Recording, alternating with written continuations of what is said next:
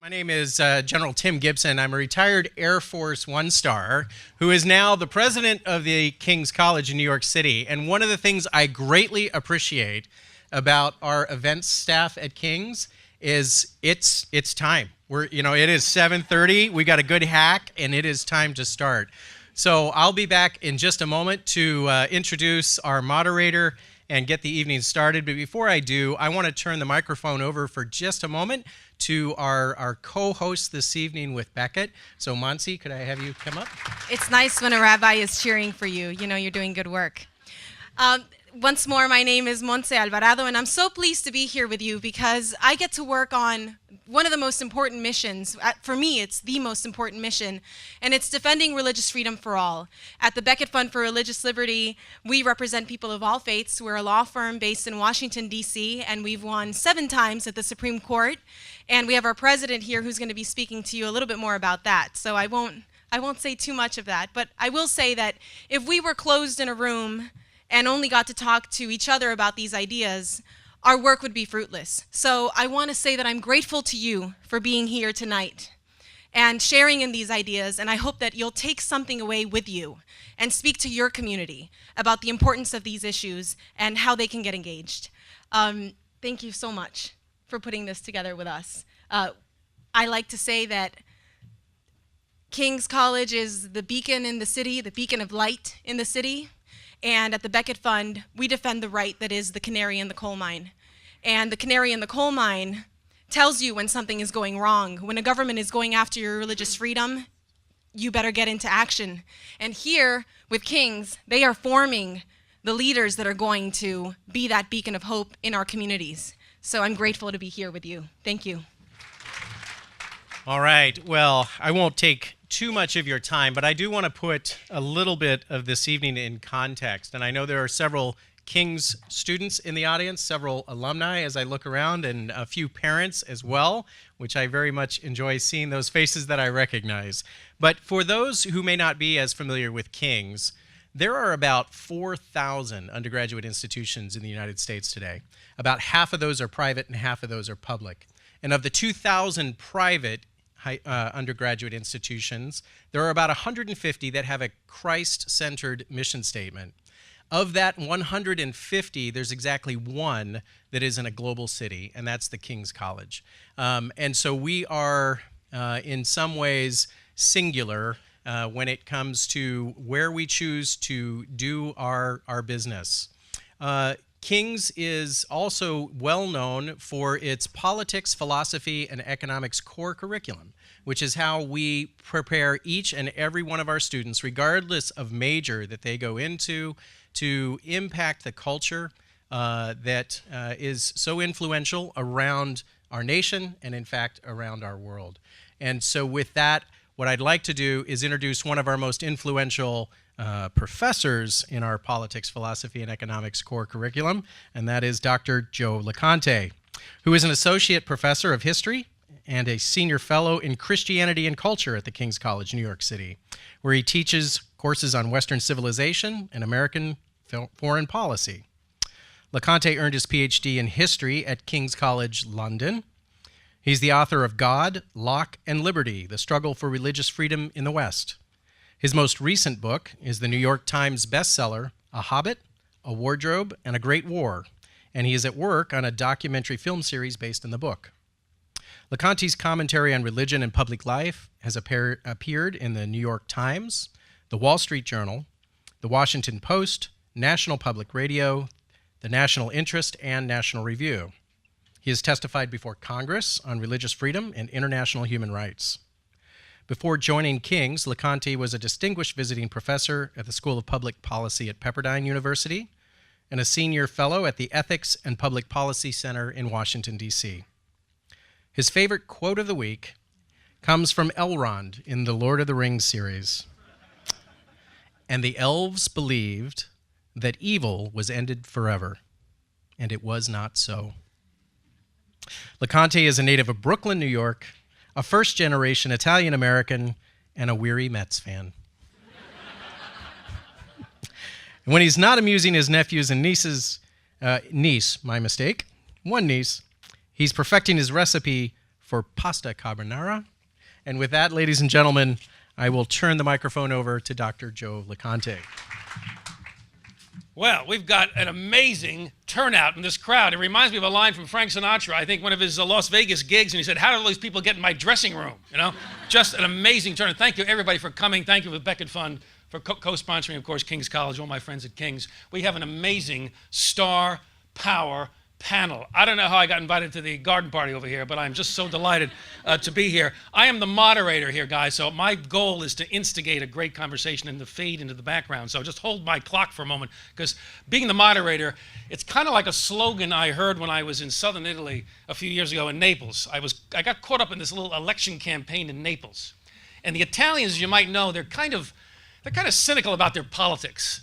And there was this one candidate, a farcical candidate. He had his face plastered all over the city. He looked like a young Groucho Marx. And he had a one-line slogan, this farcical candidate. Here's the slogan. His slogan was, "Non fare niente, ma lo farò molto bene." I will do nothing, but I will do it very well. That's the goal of the moderator, okay? Just so you know. So, with that said, let me just offer just a few moments of remarks, and then I'll introduce our first panelist over here.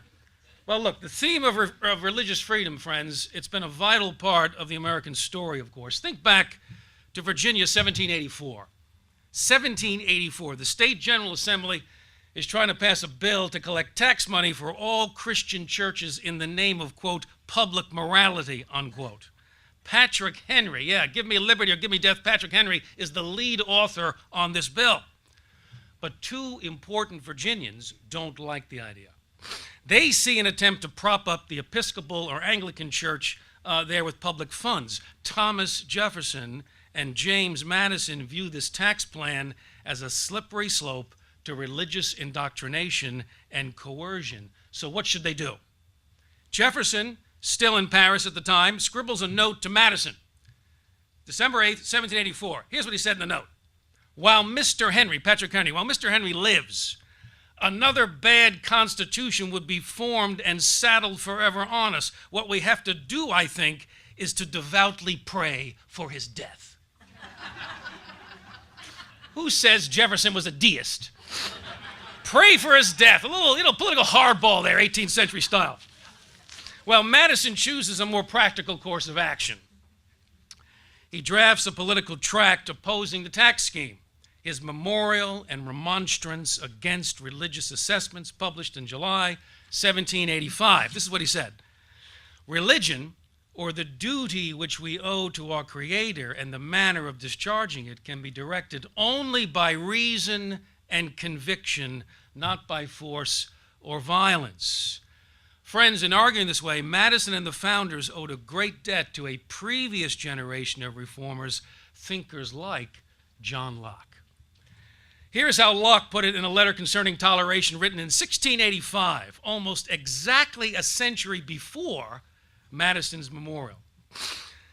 The care of souls cannot belong to the civil magistrate, Locke says, because his power consists only in outward force. But true and saving religion consists in the inward persuasion of the mind. No way whatsoever that I shall walk in against the dictates of my conscience will ever bring me to the mansions of the blessed. I think here we have a deeply biblical view of the nature of religious belief. It involves the faculties of reason and persuasion, of conviction and conscience. It's a view of the world which insists that there is no human endeavor more important than the desire to discover spiritual truth, truths about God, about our relationship to Him, about our obligations to Him. Both the Hebrew and the Christian scriptures agree. We're invited, encouraged, implored to seek after God and His kingdom. Both traditions uphold this view of the nature of faith, that every man and woman standing before the Creator, bearing His image, is given the dignity of choice. Choice, even in a dark and fallen world. People are not inanimate objects, simply acted upon by some outside force. We have the capacity and responsibility of choice. Think about God's calling on Abraham in Genesis.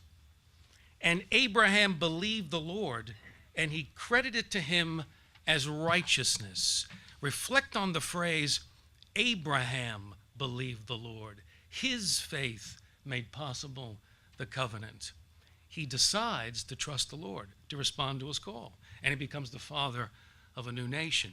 Now think of that remarkable story in the Christian scriptures, in the Gospel of Mark.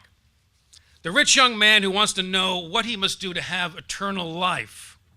Mark's account says this: Jesus looked at him and loved him.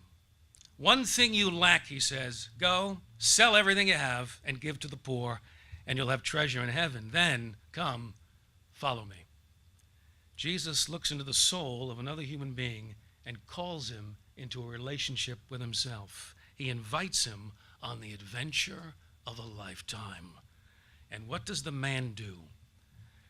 He went away sad, the scripture says, because he had great wealth.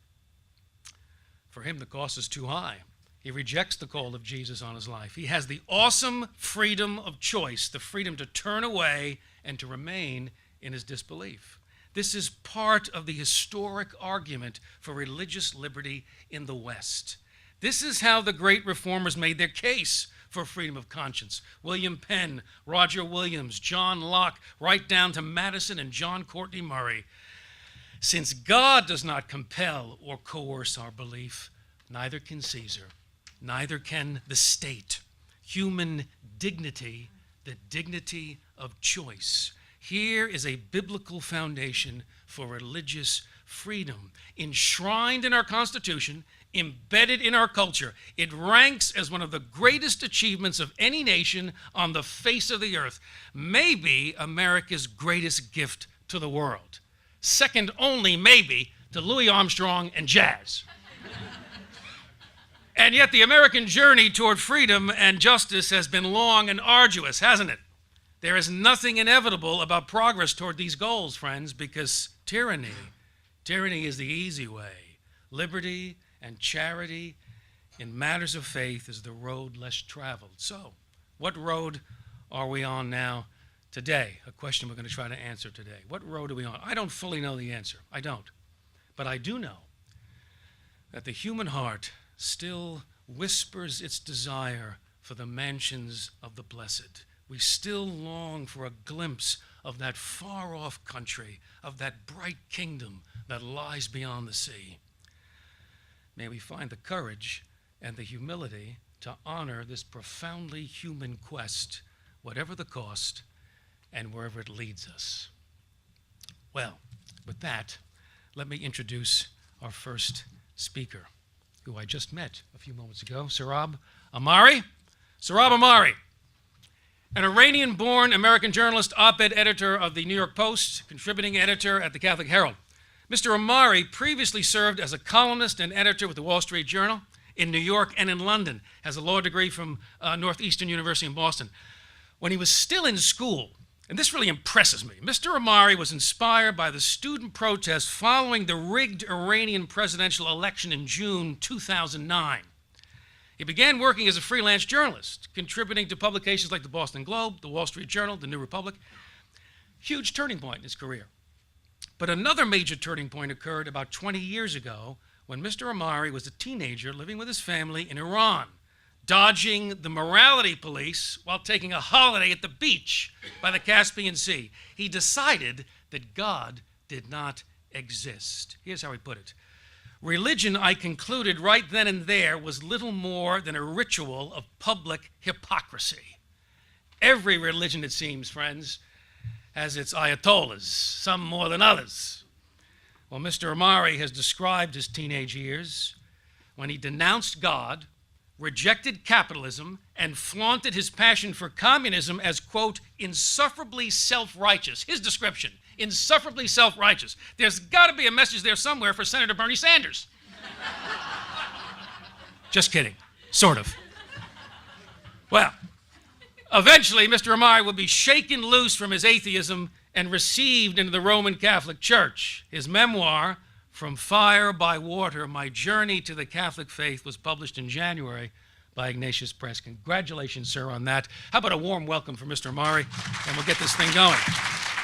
Well, thank you, everybody, and I want to start by thanking the King's College for inviting me, and all of you for coming, and the Becket Fund as well, not just for inviting me, but for all the work that they do, which I value so much, and I've been watching for years. I have another reason to thank the organizers, namely that they've made sure that there's as much distance as possible, and that I'm going first and not Rabbi Soloveitchik, because I would hate for it to be the other way around, because he's a very good speaker. So I'm here to speak against religious freedom. Are you still with me? No, I'm kidding. Well, sort of. I'm here to suggest that as valuable as the fight about religious liberty is, that traditional believers in this country of all faiths should not rest on religious liberty alone. After a winter of discontent, let's say that's lasted about a decade or so, we had an important victory last year when the Supreme Court handed down its masterpiece cake shop ruling. And I cheered it as much as many of my friends did. As you well know, a Colorado Civil Rights Commission had charged this baker, Jack Phillips, with violating state anti-discrimination laws after he refused to bake a cake for a gay couple, but a 7-2 majority on the High Court held that the commission had trampled his right to religious liberty under the First Amendment. So we celebrated, I'm sure you celebrated, but now that the celebrations are over, I think the question is, where do traditional believers go from here? Obviously, a lot of the discussion on the right has, the right, or say advocates of religious liberty in general, has focused on the scope of the holding. Although I went to law school, I'd never practiced a day. I didn't even pass the bar because I then joined the Wall Street Journal. So I won't attempt to parse that in a room probably full of people who are supremely precise about these things. I have a more sort of philosophical take, which is, regardless of how narrow or broad you think that ruling was, what really is next for religious conservatives and traditional people generally in the U.S.?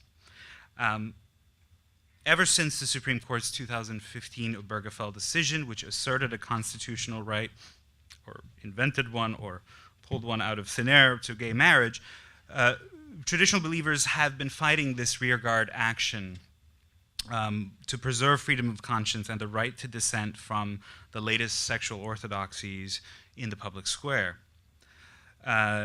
So essentially what we've been saying to progressivism, or the sort of reigning liberal orthodoxy, is, okay, you got your gay marriage, fine. So now just don't force us to assent to it in violation of our faith. The question is whether or not we'll be granted that freedom. And certainly right after Obergefell, it became clear that it wasn't to be. Indeed, even before Obergefell discarded centuries of moral tradition by judicial fiat, progressives had gone on the offense, demanding total submission. As you'll remember, or may not remember, the Phillips case actually arose before Obergefell by it predated it by 3 years. Phillips was the first defensive battle, but as we have seen since then, he's not been the last. Now, again, I'm not suggesting that these aren't worthy battles to fight, not least because we have these protagonists like Mr. Phillips and others. Another case that some of you will be familiar with, Alexis Lightcap, a young woman who, although hers is not a religious liberty case per se, but she went into a high school bathroom and found a biological male in there, freaked out, understandably, and was told by her school that, well, we've changed the bathroom policy. These are the sort of rearguard action battles that I'm talking about. Those are well worth fighting, again, not least because how compelling these protagonists are. But I do wonder whether religious freedom without more suffices to protect faith and tradition in the public square.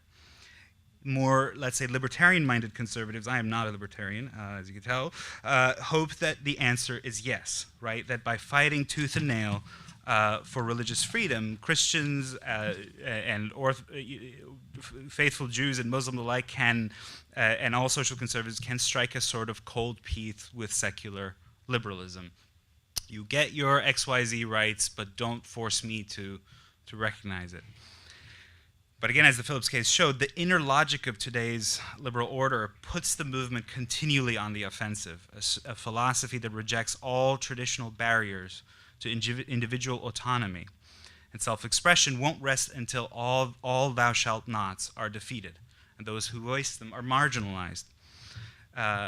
So that, for a transgender woman, this is the logic, that it's not enough for me as a transgender woman to be allowed to, not only to get the surgery and all the sort of public rights that come to it, but you, in your heart of hearts, must believe that I'm a woman.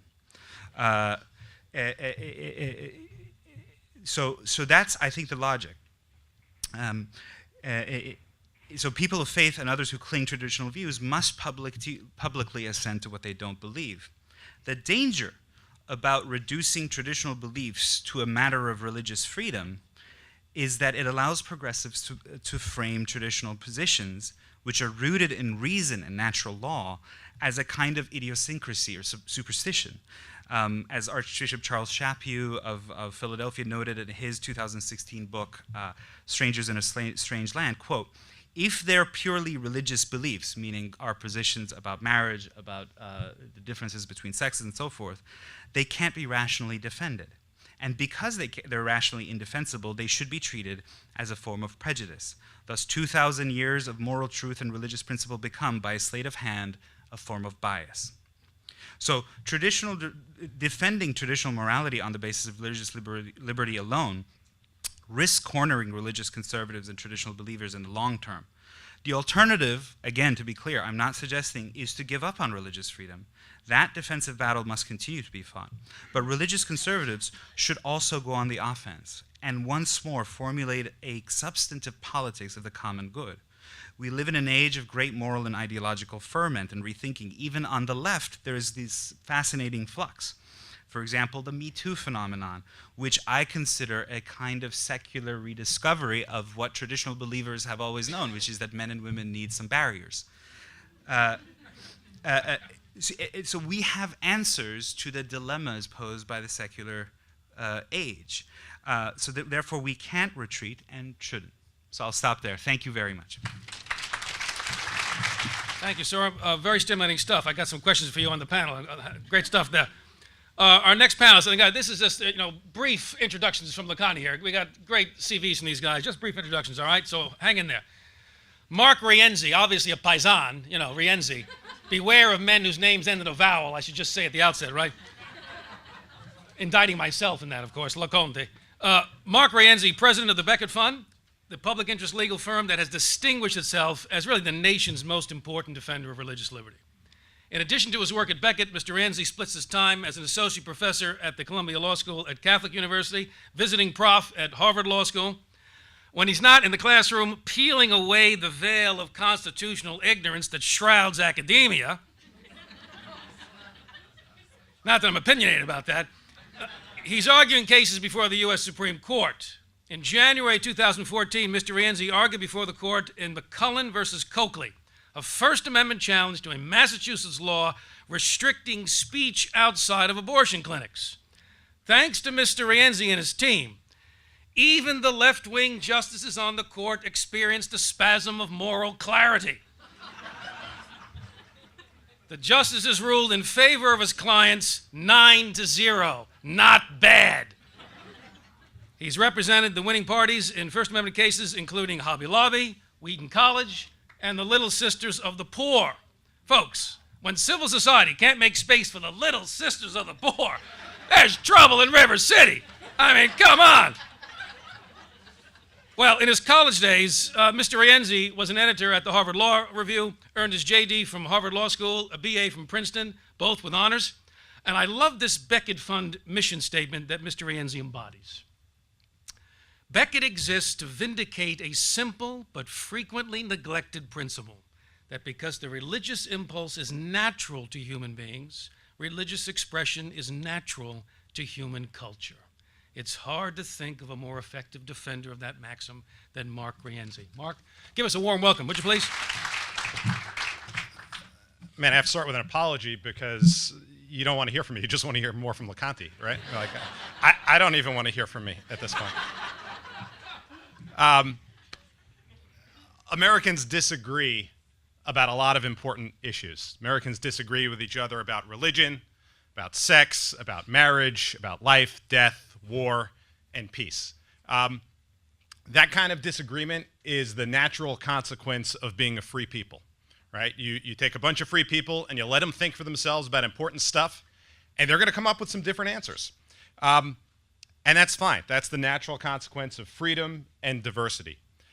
If the government could dictate the right answers to us about those questions, if they could tell us what are the right answers to the big questions, things might be easier.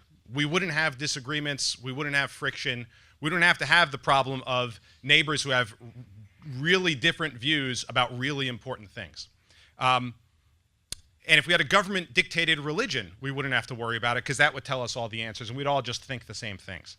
I don't think any of you or any of us really want to live in that world. It's a lovely thing that we don't have to live in that world. We have freedom, and because we have freedom, we'll end up disagreeing about things, including really important things. And when you have disagreements with your neighbors about really important things, it's possible, indeed, I'd say probable and likely, almost a guarantee, that there'll be friction about it because it's sometimes uncomfortable to have your neighbor or your friends have really different beliefs about things that are deeply important to you. Because of that, in America, as a free democracy with diversity, we have to answer an important question, which is how do you deal with differences about really important things in a democracy?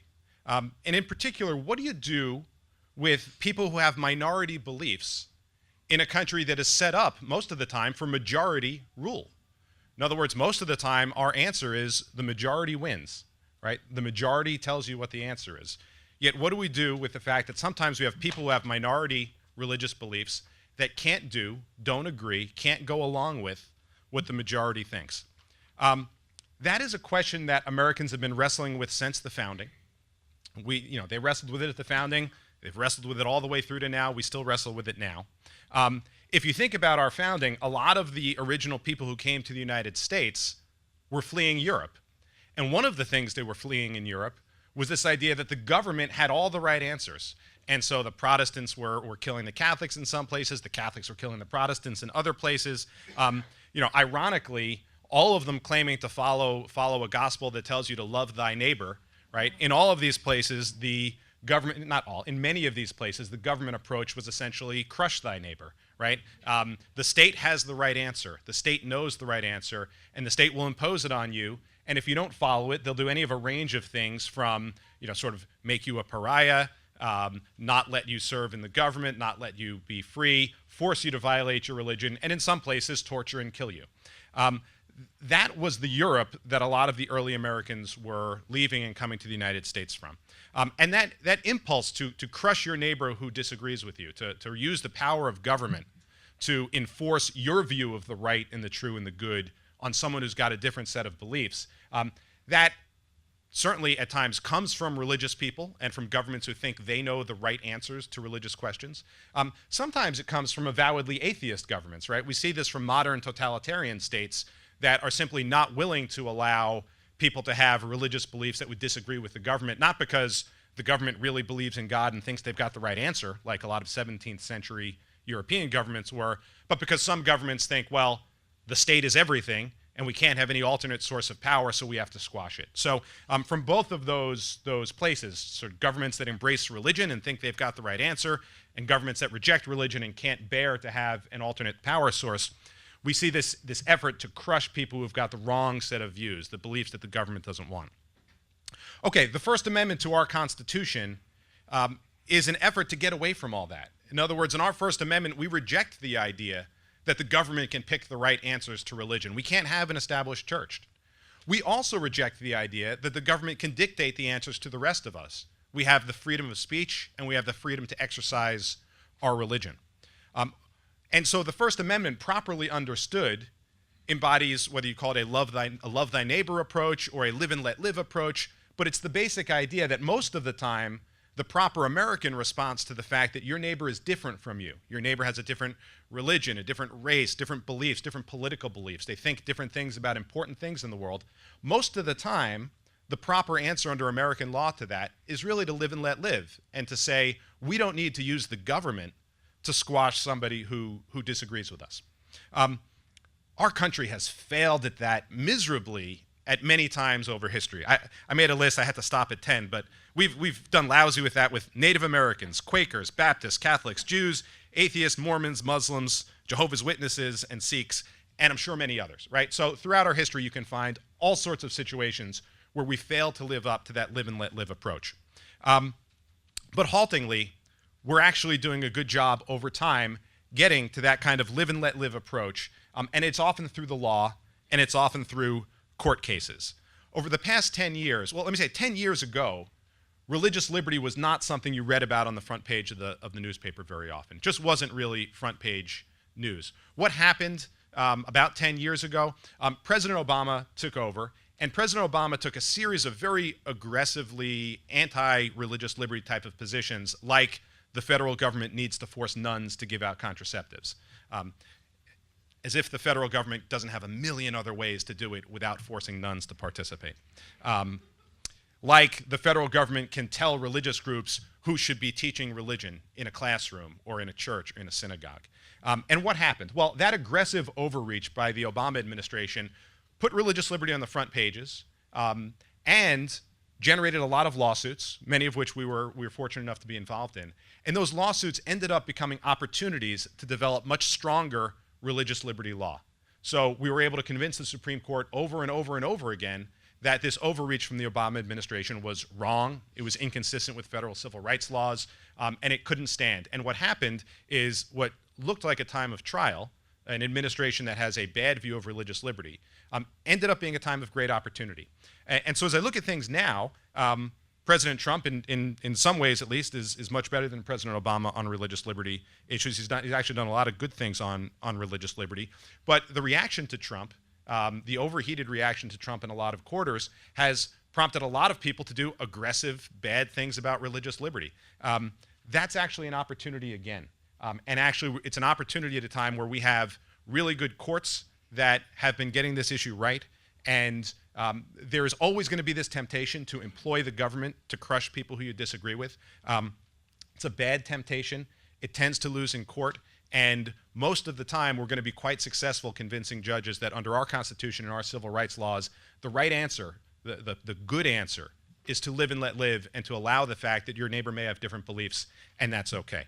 I'll stop there. Thanks very much. Thank you, sir. Very stimulating stuff. All right. Our next panelist, Rabbi Dr. Meir Soloveichik, is one of America's leading voices on Judaism, religious freedom, faith in the modern age. He's the rabbi of the congregation Shearith Israel, New York's Spanish and Portuguese synagogue, and the oldest Jewish community in the United States, founded in 1654, yeah? When 23 Jewish refugees fled the Inquisition and settled in New Amsterdam. Come on in, the water's fine over here, right? Well, the rabbi who arrived at the congregation in 2013, am I right? Is only get this, the 10th minister at Shearith Israel since the American Revolution. Do the math. Rabbi, you got to strap yourself in for a long tenure over here, I think. How's your health? You're checking out all right? All right, great. 10 since the Revolution. Rabbi holds a PhD from Princeton in religion. He's lectured throughout the United States, Europe, and in Israel on topics such as Jewish theology, bioethics, Jewish-Christian relations. He serves as a director of the Strauss Center for Torah and Western Thought at Yeshiva University, a regular contributor to Commentary Magazine. His wife, let me pronounce her name right now, Layaliza. Sounds very Italian to me, Layaliza, I don't know. An assistant U.S. attorney, and together they are the proud parents of 6, I'm told, exceptionally beautiful children, I'm told. Last year, the rabbi received the Becket Fund's highest honor, the Canterbury Medal for Religious Freedom. In your acceptance speech, sir, at the Becket Fund ceremony, you spoke about the Jewish remnant that washed up on the shores of Manhattan Island, lit their Hanukkah lamp, and fought in Washington's Continental Army. Let me quote you if I could. in America and nowhere else on earth, they fought for and achieved the freedom to be citizens without sacrificing their Jewishness in any way. And now their Hanukkah lamp, embodied into their Jewishness, was being lit in the White House, the home of the American people, only in America. What a country. Join me in welcoming the rabbi, will you? Thank you very much for that wonderful introduction. I want to thank Becket and Kings for the extraordinary privilege of speaking to you this evening. I want to express what a privilege it is to be with my fellow panelists. And I want to thank my former commentary colleague, Sorab, for his very kind comments about my own speaking. When he was saying it, I somehow thought of the story about the law school professor who was grading exams, and he was turning pages of the exam booklet, and he saw that on one of the pages a student had written him a message, and the student wrote, "Professor, I want you to know that if I had but 1 hour left to live, I would want to spend that hour sitting in your class." And so the professor was very flattered, and he turned the page and he saw that the student continued, and the student wrote, "Because, Professor, an hour in your class feels like an eternity." So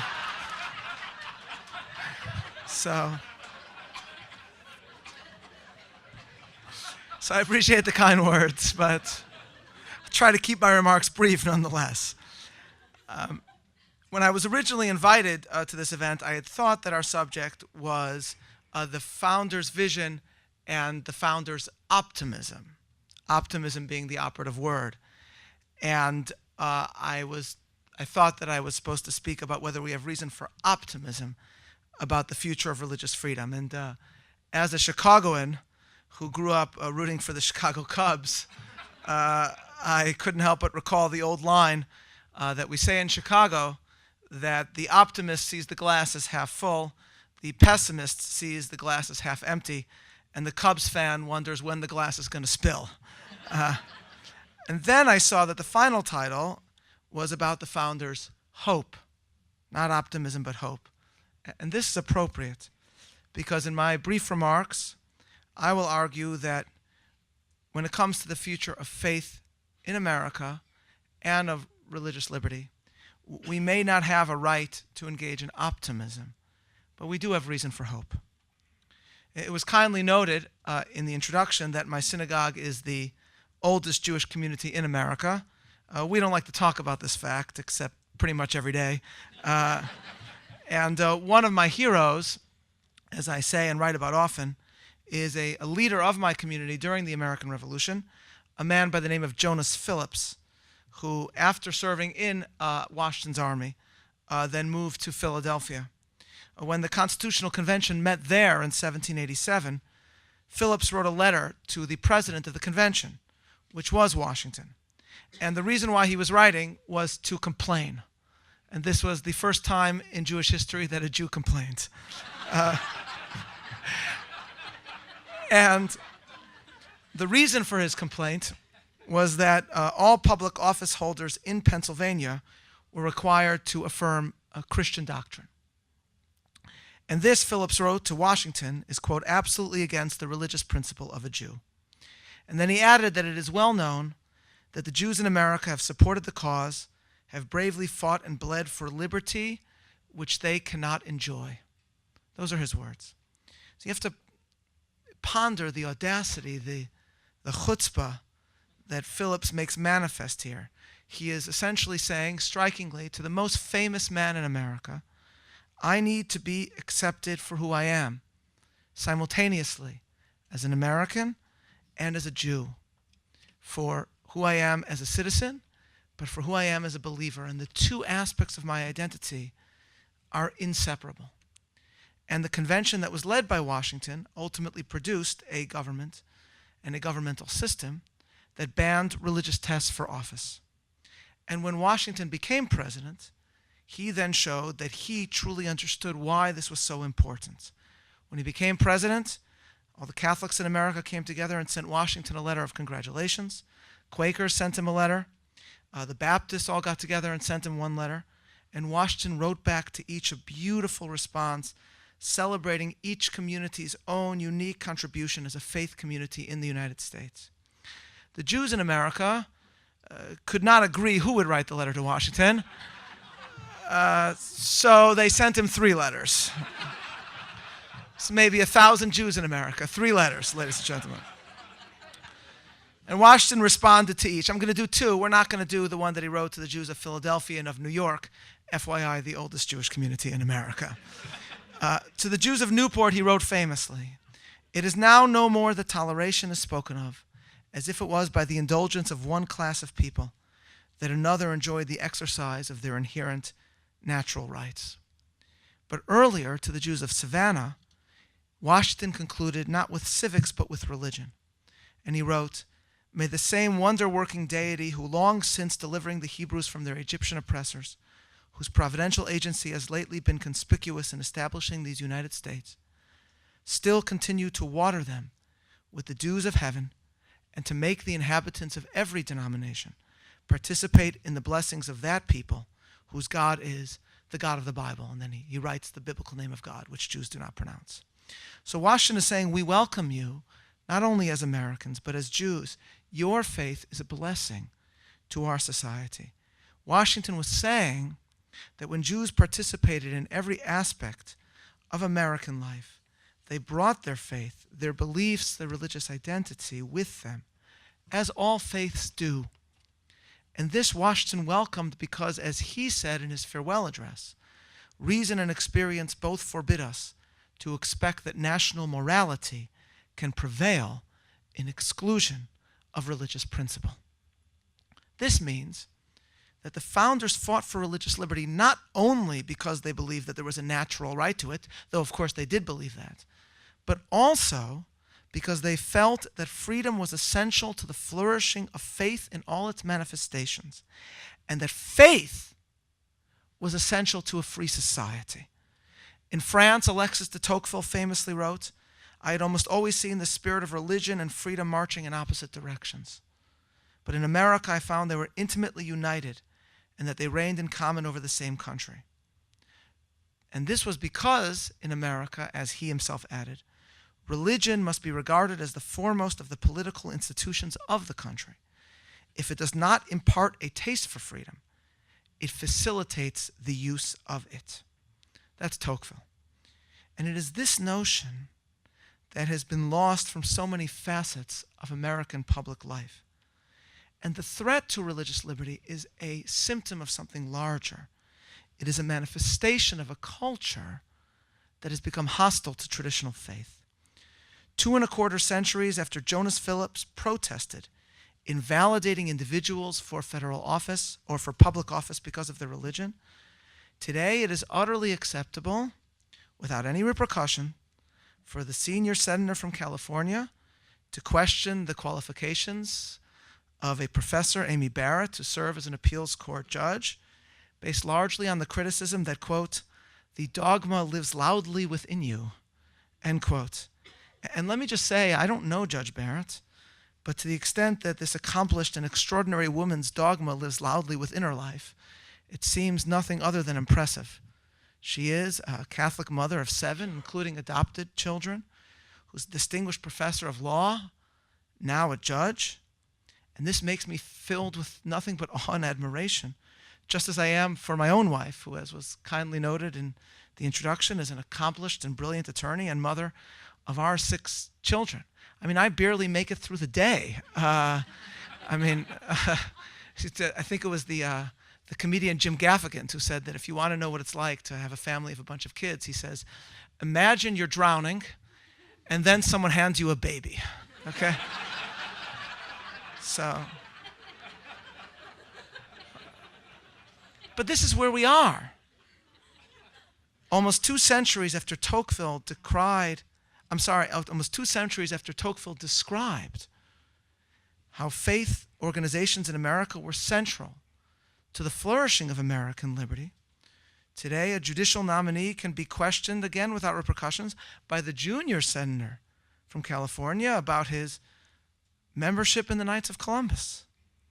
This hostility is a reflection not really of our law, but of our culture. But without the health of the latter, the former cannot be fully safeguarded and preserved, the founder's vision cannot be furthered.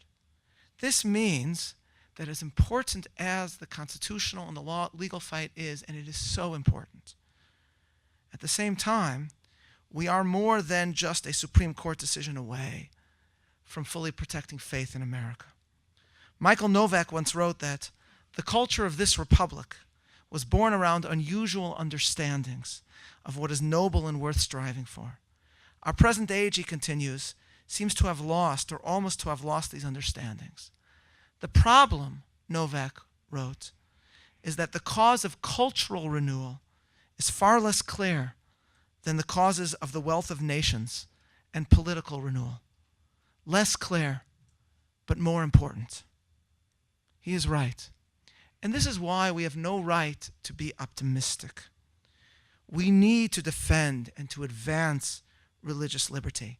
And the opportunities are there for not only defending religious liberty, but establishing new extraordinary precedents in the courts.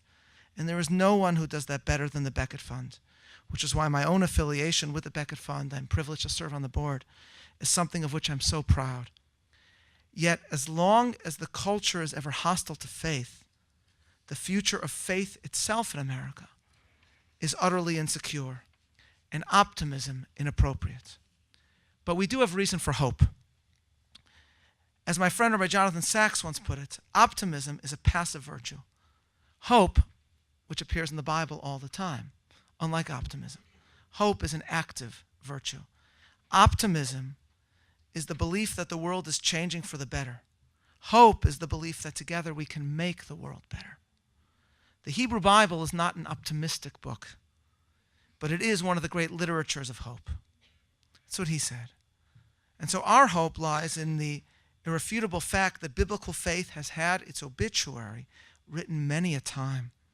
But thanks to the undaunted persistence and sacrifice of people of faith, it has always the capacity to surprise. In 1964, as Jews know well, a once prominent publication called Look magazine ran a cover with the headline, "The Vanishing American Jew." 50 years later, traditional Judaism in America is ever vibrant, whereas Look magazine has long ceased to exist. In pondering the future of religious liberty in America, optimism would be the belief that America is changing for the better. Hope, however, is the belief that together we can make America better. I cannot say that I am optimistic, but with defenders of faith and freedom like those who sit beside me tonight, I do remain hopeful indeed. Thank you very much. Well, a penetrating and hopeful analysis, Rabbi. Thank you so much for that. Our next panelist, last panelist, Dr. Jacqueline Rivers, Executive Director of the Seymour Institute for Black Church and Policy Studies. One of the initiatives of the Seymour Institute, I should say, is its program on bioethics, human life, and marriage, which promotes the application of Christian faith to defending the sanctity of life and the institution of marriage. Dr. Rivers was the founder and executive director of Math Power, a leading community-based nonprofit in Boston for mathematics education reform in urban schools. Where were you when I was flunking algebra over there in high school? I could have used you. Dr. Rivers holds a PhD in African American Studies and Sociology from Harvard University. She has lectured at institutions such as Harvard, Princeton, the University of Pennsylvania, the Vatican, and the United Nations. Think about those last two, ladies and gentlemen, from the gates of heaven to Dante's Inferno. Go, girl, yeah. Alongside her husband, Reverend Eugene Rivers, Dr. Rivers has worked on issues of social justice and Christian activism in the black community for more than 30 years. She has devoted her personal and professional life to serve the inner city youth of Boston. And near the heart of her efforts is her defense of the family. The family. Dr. Rivers has the courage to point out, against the mumbling muppets of political correctness, that black children have suffered the most because of the decline of marriage. In an essay for Public Discourse, you said this, Doctor. In the civil rights movement, God moved, calling the black church to brave fire hoses and attack dogs and to face down police brutality. God called a man, Martin Luther King Jr., to help end racial tyranny in the South. Brothers and sisters, you said, God can and will do it again. He's calling us to a global movement to promote the correct definition of marriage. Can we get an amen on that? How about a nice warm welcome for Dr. Rivers? Good evening. I too would like to thank Becket and King's College for putting this panel together. I'm very honored to be here. I am truly not in the same league as the previous speakers, but it is my pleasure to be here. I wanted to talk about the Religious Freedom for All Americans portion of the title tonight. Because for African Americans, for black people in this country, the Bible and religious freedom have actually been central to the battle for justice, for racial justice, and for freedom. The central metaphor in the black church for our experience is the Exodus, the end of slavery by the intervention of God. And that's the lens through which we see the Civil War. And that's the lens through which we see our continuing struggle to end racial injustice. Whether it was the Christianity that powered the abolitionist movement, or its power expressed in the civil rights movement, or today, the power of the black church in terms of serving the poor and the needy. The black church has exercised our freedom to act on our religious beliefs, even in opposition to existing laws. I want to return to the point that was just made about Martin Luther King Jr., because he was really a shining example of using religious freedom. He led the Southern Christian Leadership Conference and thousands of humble black church members in a massive and transformative social movement in exercising their right to act in accordance with their faith and winning ever-increasing liberation for their people. The black church demonstrated the power of religious freedom for oppressed people.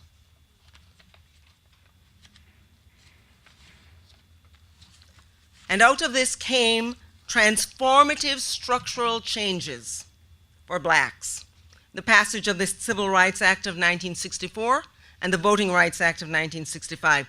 The victories of the 60s were the victories of the black church. All of them hung on the right of black people to obey their conscience, to oppose injustice, to exercise religious freedom.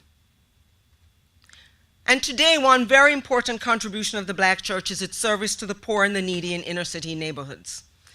According to Ram Kannan, a professor at the University of Pennsylvania, in Philadelphia, black congregations provided roughly $90 million per annum in services to residents of the neighborhoods in which they were located. In the words of the author of this study, one can only imagine how our urban scene would look if these congregations ceased to be providers of care. If such a scenario were to occur, the burden on public services and the social unrest that would follow are hard to imagine.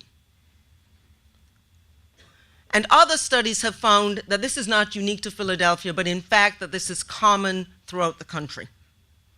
The black churches being involved with service to the poor contributes significantly to the good of society at large by addressing the needs of individuals who already require extensive public support. And these actions are motivated by faith. They're executed with the assumption that blacks are free to fulfill what they perceive as their religious obligation, service to the poor. Yet despite the fact that religious freedom has been so important for the black church, the church has stood apart, for the most part, from efforts to defend religious freedom in an increasingly hostile culture. And this disengagement, I want to argue, is related to, I want to suggest a couple of factors that it's related to. One is the fact that Southern whites, often Christians, have often been on the wrong side of racially charged issues, but are very vocal and visible proponents of religious freedom. And I also want to suggest that religious freedom is in some ways invisible in the black church because of the faith that's currently associated with it is largely related to issues of sexuality. So let's take a look at the history. Southern whites were very vocal advocates of religious freedom, even during the run-up to the Civil War, were so unflinching in their support of slaveholding that they split their denominations, Baptist, Methodist, and Presbyterians, over the issue. What is more, that history continued throughout the South with Jim Crow segregation. Christians there failed to speak out against rabid racial injustice. But even in current day politics, the decisions made by white Christians very often do little to promote coalition building with black religious leaders. In many cases, there appears to be overwhelming support for policies that blacks oppose. Among supporters of religious freedom, there was low support for the historic candidacy of Barack Obama. And even now the split is clear. According to the Public Policy Research Institute, in April 2018, white evangelical support for Trump, whose personal life could arguably have been anathema to religious conservatives. Despite that, support remains surprisingly high, with 75% holding a favorable view of the president. Meanwhile, among all non-white evangelical Christians, Trump's favorability was only 36%. There's a real difference of how we interpret what it means to be Christian. In light of consistent opposition to policies that blacks see as advantageous, it's not surprising that black people would not readily volunteer to join a coalition with supporters of these policies. One of the other things that I think is related to this is the fact that they tend to ignore structural issues and to see failure in this society as really only a matter of personal responsibility and hard work. Of course, responsibility and hard work are key to success, but they don't necessarily lead to success. There are structural barriers. Robert Shapiro, just to mention one, writes about the advantage that middle-class whites got from racially exclusive federal housing policies right after the end of the Second World War, and which have continued to widen the racial wealth gap like compound interest. So it's as though one group is given $1 million, and then 20 years later, if you give the other group $1 million, if that were actually to happen, you could not ever catch up if you were looking at compound interest. That's Shapiro's argument. I want to cut this short and just say I think the other thing that happens is that when the black church is using religious freedom, we're not necessarily consciously thinking about the fact that we have the privilege to act on our commitments because of the right of religious freedom. So it's basically invisible to us. And I want to say that there are two efforts which I think are important and that may bear on the way this plays out in the future. So black people don't fit comfortably, really, in either the Republican camp or in the Democratic camp. We are pro-life and we are pro-marriage, but we are also pro-poor and we're for racial justice. We're for educational equity for black children. Nobody adopts all of those positions, neither party, right? So we're kind of out in the cold, but it can be good news. There's something called the AND campaign, a group of black millennials who are saying, we are both for life and for social justice. We see these two things as inseparably taught in the scriptures. And they have launched a campaign called Hamer Democrats. in honor of Fannie Lou Hamer, a famous defender of life, a pro-life defender back right after the Civil Rights Movement.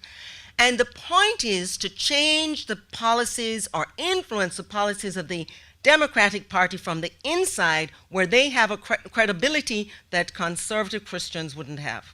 And the other thing that I would mention is the work of the Seymour Institute for Black Church and Policy Studies, where we are every year leading a summit for black church leaders, and we are raising the issue of religious freedom, pointing out how critical it is to all that we do as a black church, and pointing out the threats to religious freedom that have been so eloquently mentioned earlier tonight. So I agree with you, Rabbi Soloveitchik. There is reason for hope. Okay, ladies and gentlemen, with the remainder of our time, I'm going to give the panelists about 10 minutes or so to kind of talk amongst themselves. I'll have a question to throw out or two for them to kind of engage amongst themselves for about 10 minutes or so, but then we want to open it up to you guys. And I think we'll have maybe about 30 minutes or less for questions from the audience. So begin thinking now about questions you want to ask these guys, and there'll be a microphone coming around, and we'll ask you to state your question as a question, of course, and keep it brief, but we'll give you a chance to do that. So let me take the prerogative here, the moderator's prerogative, guys. So many provocative issues that you've raised. And I want to get at this kind of cultural question that has been thrown out here, that it's important to keep winning various suits. And there's an opportunity, because of where the courts are and the way maybe the left is overreacting, to raise some appropriate lawsuits and seize some ground legally. And yet, I get the sense from you guys that that's not going to be enough. That there's a cultural changes that need to happen in this country where we recover this sense of the deeply important principle of religious freedom for all that you guys seem to be very concerned about is slipping away.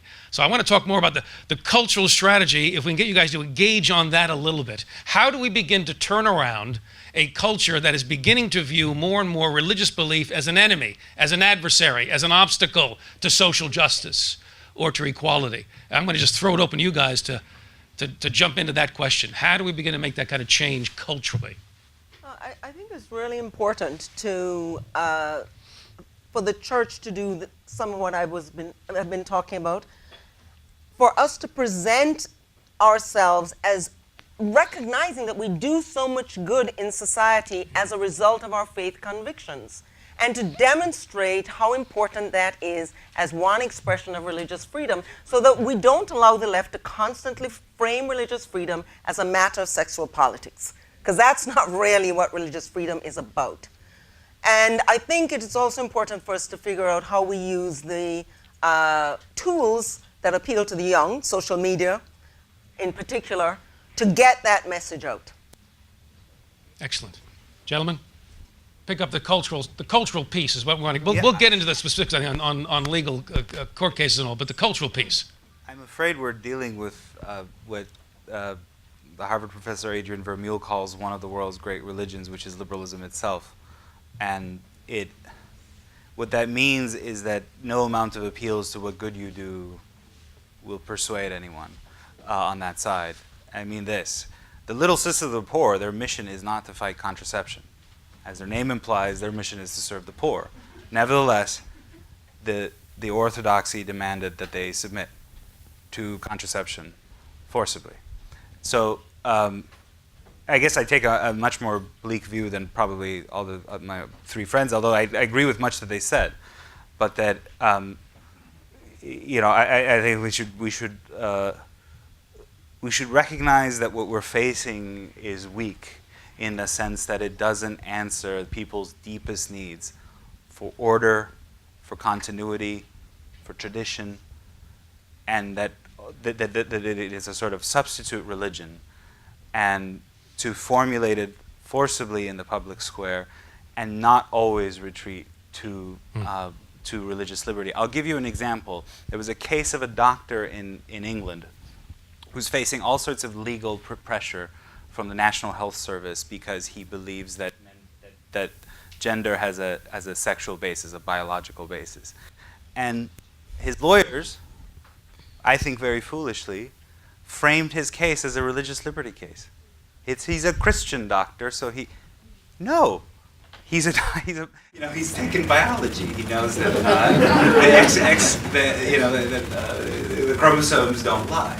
So all I'm saying is that the fight requires a degree of cultural confidence that reason is on our side, and that reason itself, that religion is not based on your on purely sort of your sense of personal faith, but that it has deep roots in reason as well, and that these positions on marriage, on sexuality, on the common good of the poor, and so forth, also have bases in reason. So to fight the battles, because religious liberty provides a tool for us, because it's embedded in the Constitution, to fight the rearguard action, but to be forward about it and to be on the offense. Yeah, let me unpack it maybe a little bit more this way, if I could, picking up on Dr. Rivers' point. If we remove the religious institutions from civil society, especially from the inner city, and they were just gone, kind of a Jimmy Stewart moment,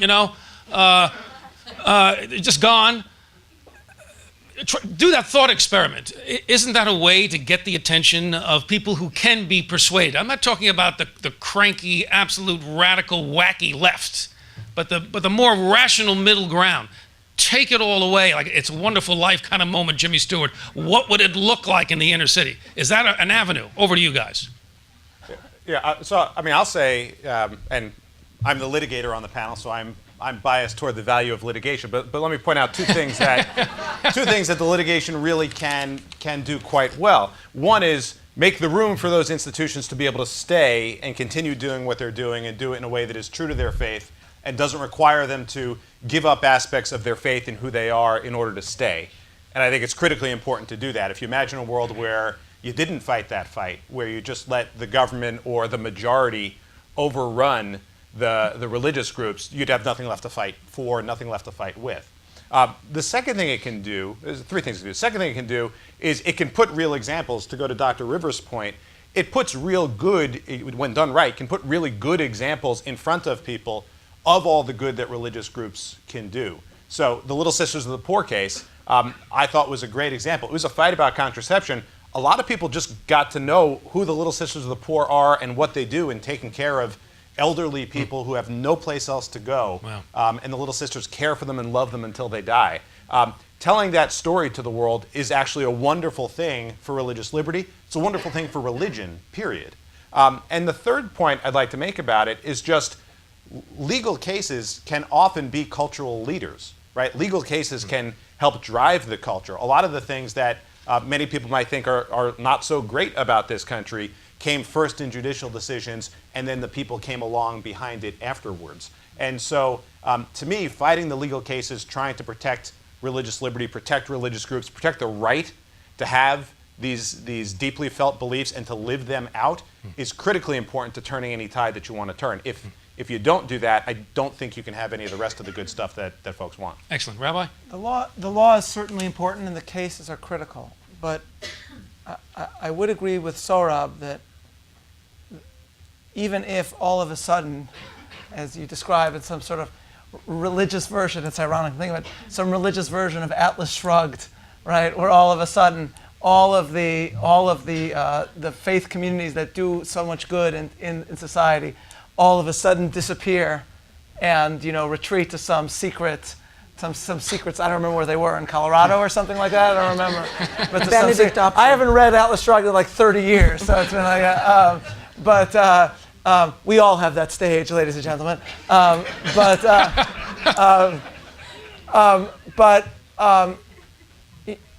It's the critical moment, or the critical reveal here, was that moment during the Obergefell arguments where Justice Alito asked Donald Verrilli, who was not, to use a word you just used, some far left, person all the way. This is the Solicitor General of the United States. And he asks him, so, if we decide this the way you want us to decide it, does that mean that then religious institutions that think differently will be denied their tax-exempt status? And strategically, I'm not a litigator, but it seems to me but you're right. that Keep strategically, going. I'll tell you I could be a litigator. Yeah. It's every rabbi's dream. But strategically, the right thing for him to have said would have been, "Oh no, we're interested in constitutional right. This has nothing to do with harming the ability of religious organizations to do what they do, etc." But he doesn't say that. He says something like, "That's a very good question, Justice Alito. It's going to be an issue. It's going to be an issue." Now, if you take away the tax-exempt status of religious organizations in America, that's the ball game. And they can't, I mean, obviously we would find a way to go on, but that is effectively the way of removing from all they do in public life. And he stated pretty openly, like, yeah, that's going to be an issue, meaning you'll either submit or that'll be that. And so we can't say, right, that an appreciation of all the religious communities do is something that everybody has, except for some people on the far left. Yeah. That we can't say. Yeah. I do think that the first step is to figure out a way that religious societies can continue to grow and flourish in America, while both learning to interact with society, while also protecting their children from the larger pressures of the culture. As my great uncle, Rabbi Joseph Soloveitchik, used to say that to be a Jew in the world is to be as Abraham once described himself to the peoples of very different beliefs, among whom he lived in Canaan. In Hebrew, Ger v'toshav anochi imachem, I am a stranger and a neighbor among you. And there's a dialectic there, and that means that on the one hand, we want our children to be part of society, to contribute to society, and ultimately to influence and impact and change society. But people of faith today, not just Jews, but many people of faith need to think of themselves also as strangers. And maintaining that balance is hard enough for you, but it's very hard to do it, to think about how you do it for your children. Orthodox Jews have answered it one way by setting up their own network of day schools, etc. That also means that there's a huge sacrifice in the cost that they pay for tuition day by day, etc. etc. But each faith community is going to have to figure out some way to negotiate it. But for culturally, for themselves to continue to not only survive but flourish, they need to figure out how to be simultaneously strangers and neighbors. Yes. Let me ask maybe one more Can I question. just say one Yeah, more thing Dr. Rose, about please this? go ahead. I think that as important as this legislation is, and no one could deny for a moment that it is tremendously important, we've got to use every tool in our toolkit. Yes. And there has been a tremendous shift in public attitudes towards homosexual unions. And that was done through a very deliberate plan that had a cultural aspect to it long before it got into legislation.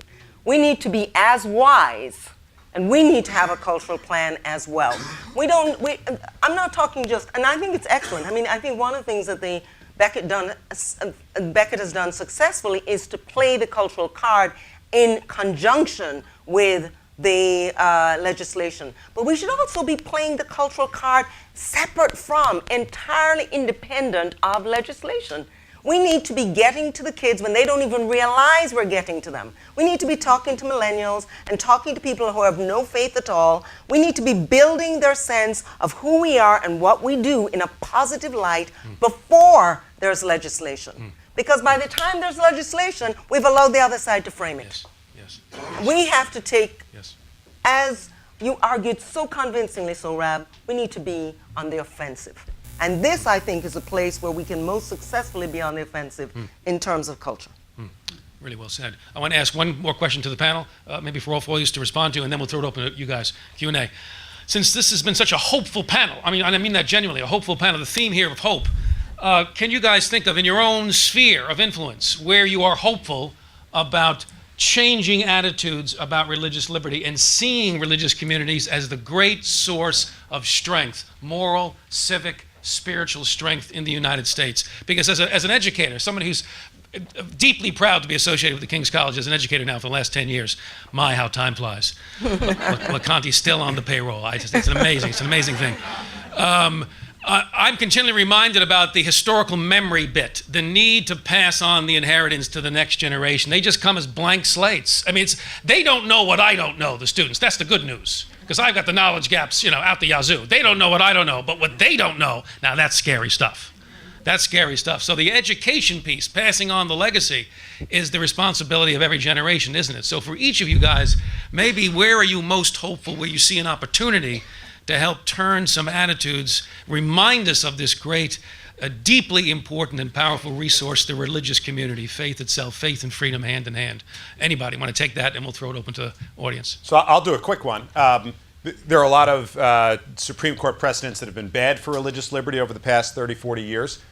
Several of them are really poised to be things that we can pick off and get rid of and free up religious communities. I'll just put one on the table. There was a case about 10 years ago that said that in public universities, the school was allowed to say to student religious groups that they couldn't pick their own leaders. They weren't allowed in a student religious group to say, well, I want the leader of I'll pick one, Baptist religious group. We want the president of the Baptist religious group to be Baptist, or the president of the Jewish Student Association to be Jewish. Now, if that sounds nuts to you, good, you're still listening. It's nuts, right? It's pretty crazy, the idea that in a government-run school, they can say to student religious groups, we're going to tell you who your leaders can be, and your leader doesn't actually have to be your own religion. So you can imagine a Bible study conducted by somebody who doesn't believe in the Bible. That's crazy. The good news is there's a lot of litigation heading through the courts that is likely to change that. What's that going to do? It's going to free up people in a lot of college campuses, places like King's College, this doesn't happen, but in a lot of places, the student religious groups are kind of tamped down. They're kind of restrained a little bit at a time when I think a lot of people drift from their religion and might really benefit from the support that they would get from student religious groups. It's going to help them flourish. So that's a place where I think we're going to see good developments. Sorry? Sure. I would identify two things. One is, as a Roman Catholic, it's not I couldn't quantify it, although people have attempted to do that, to suggest that there's a tremendous traditionalist ferment in the Catholic Church, that the most energetic orders are the ones that have the sort of most vocations and so forth, are the most uncompromising and most small o orthodox. And this sense among younger Catholics in my generation, I'm a convert, but who think that even our conservative popes, John Paul II, Pope Benedict, conceded too much to liberal order, and that I think will mean in the coming years a more pungent, a more problematic from the point of view of liberal order Catholicism. And then I would also point to some things that are happening in Europe, whether it's Poland or whether it's Hungary or it's Italy, whether it's in France, where voters are punching back, so that the democratic half of the liberal democratic equation is slapping the liberal half across the face and demanding greater this demand for less autonomy in some ways and more order, more tradition, more continuity with the past, more social cohesion, and less sort of dizzying, baseless freedoms. Rabbi? Well, as I mentioned in my talk, the actual experience of Jewish Orthodoxy in America is, I think, an exhibit for the ability of a religion to rejuvenate and flourish at a time when everyone predicted its demise. And that always continues to give me inspiration. Within the culture itself, as I've said, I find what I'm experiencing utterly dismaying. What we need is, in this case, the law to provide breathing room for these communities to flourish. And there, I actually do think there is things that are happening that really give me, if you will, the audacity of hope. I think it is my view, and I'm just going to speak to the law again, if that's okay, Mark. You've got a spot in my office anytime. Excellent. You'll be hired as a lawyer. Maybe, and you'll do the sermon this Sabbath also for me. Deal. Sweet. Okay. It is my hope, hopefully through Becket itself. I'm not speaking for Becket here, but I do anticipate that we will, whether the precedents of the past will be overruled or not, things like Roe, I don't know. But I do anticipate landmark religious liberty decisions coming our way. I think certain recent appointments to the court are incredibly thoughtful, you see, when they write about religion. My own profound hope is that actually a decision which was written by a man I very greatly admire, but I think a profoundly wrong decision, Employment Division versus Smith, which limited the exemption of faiths from general laws passed by states, will be overruled by the current majority on the Supreme Court. And if that would occur, that would provide enough constitutional breathing room for communities within every state to continue to grow and flourish unimpeded by state governments. And then ultimately that can impact the country because, as we see in general, having children and raising those children to the faith, who then have many children of their own who are raised to the faith, that is what traditional religious communities do. But they need to be given the breathing room to do that legally. And about those legal opportunities, that's what I'm optimistic about in the near future. Appreciate that. Dr. Rivers, would you want to weigh in on that? Yeah, so I do want to reiterate what I said, that I think this idea of black millennials standing up for religious freedom, for pro-life issues, and for marriage, even as they embrace some of the liberal values in terms of pursuing social justice and being pro-poor, I think that's tremendously hopeful. I think that that really has an opportunity to influence the direction of the Democratic Party.